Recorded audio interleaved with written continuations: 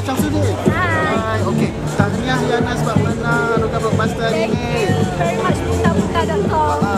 Okey, saya nak tanya satu soalan. Sebelum ni Yana pernah menang pelakon pembantu wanita terbaik.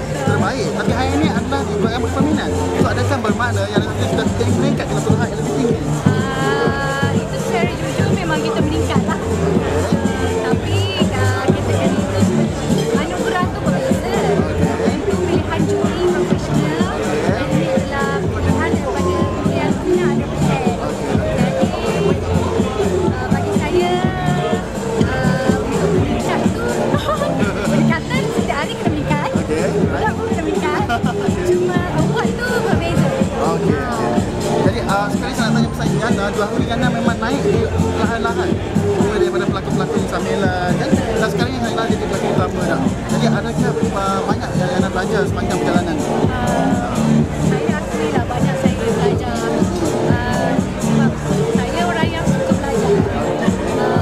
Daripada saya jadi peserta, saya pernah jadi editor, saya pernah jadi scriptwriter, director, assistant director, pelakon semua saya dah buat.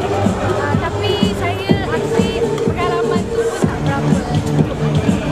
Kalau saya dapat lagi peluang yang lebih, saya akan kumpul lagi lah.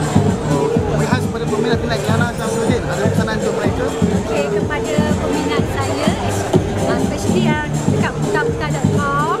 Okay, mungkin anda di sana telah mengundi saya untuk anugerah Blockbuster bagi kategori heroin terhebat.